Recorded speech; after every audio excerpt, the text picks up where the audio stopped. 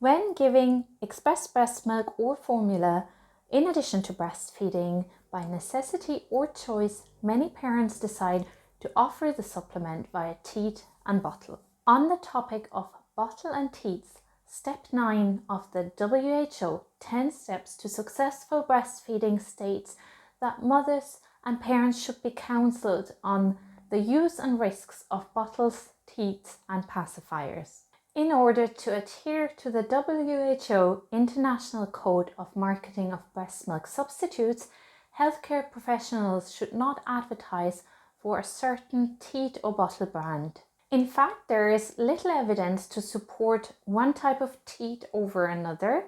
It seems to be more important that the baby is fed responsively so that caregivers observe and respond to the baby's cues during feeding, and that the baby is allowed to set his or her own feeding pace.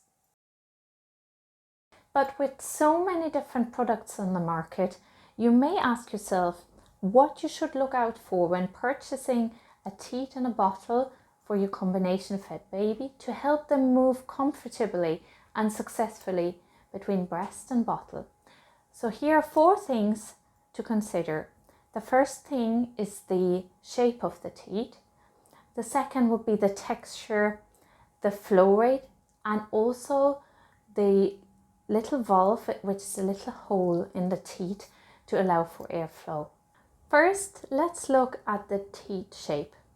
It has been reported that these 2 teat shapes are generally accepted by breastfed babies without any major breastfeeding interference. If you look at this first teat here, this teat does not have a clearly defined difference between the nipple and the base of the teat, which could allow the baby to have a wider open mouth and recreate the similar deep latch position as is required in breastfeeding. In contrary, if you had a teat with a very short nipple and an abrupt change to a really wide base, the baby may then have the tendency to just latch onto the short teat and probably be able to successfully bottle feed and remove the milk from the bottle. But then when moving back to the breast, the baby may have the tendency to also then have a shallow latch on the breast, which would be less favorable and could result in nipple discomfort and ineffective milk removal at the breast. The second teat that I have here and that I'd shown earlier on is this one here. And in comparison to the first one that I have shown, you can see that it has a more clearly defined difference between the nipple and the base of the teat. So here you have a medium height nipple and a medium size base. But you can see that the change is still not too abrupt, the base is not too wide and the nipple is not too short. So success will depend a little bit on the softness and the texture of the teat as well.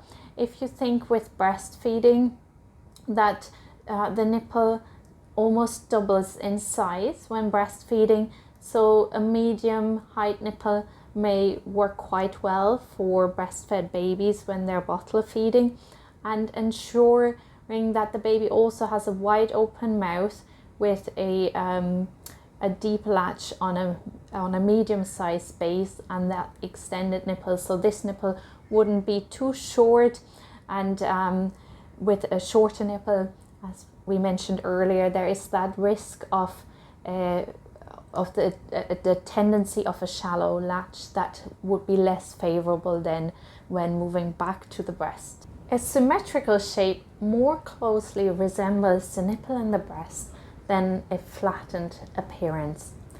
And as touched on earlier, during breastfeeding, the nipple extends and almost doubles in length in the baby's mouth.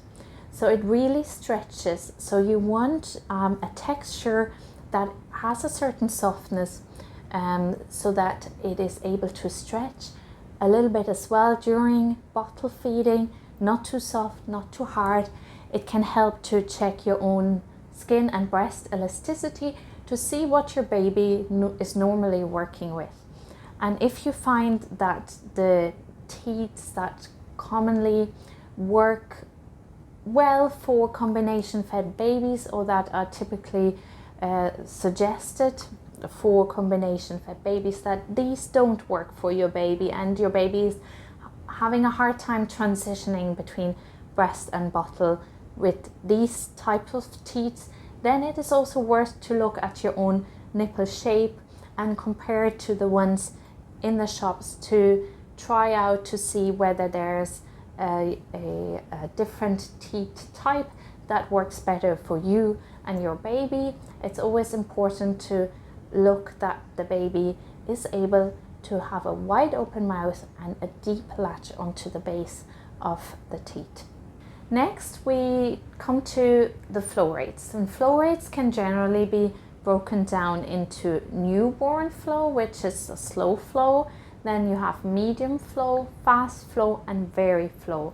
And with very flow, the flow varies depending on the baby's suck.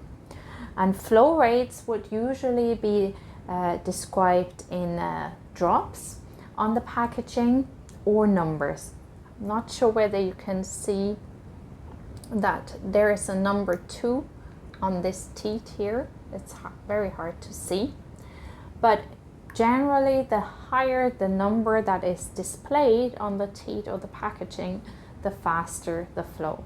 If you're combining breastfeeding with bottle feeding, it is usually suggested to begin with the slowest flow rate available so that the baby does not develop a bottle feeding preference, as a slower flow more closely resembles milk flow in the breast, especially between letdowns.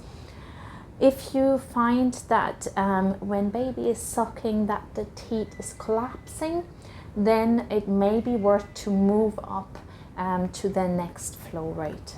The last feature that may be worth considering when combination feeding is this tiny hole here in the teat, which is a valve that allows for airflow into the bottle.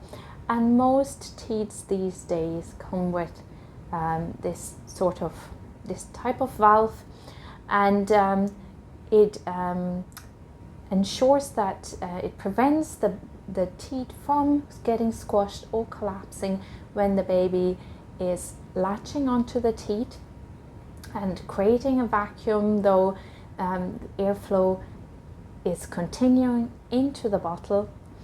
And it is worth knowing that this to position this hole at the top lip of the baby when giving the bottle, so in this way that air is flowing to the top of the bottle and not into the milk, creating lots of air and bubbles in the milk, which could make the baby gassy.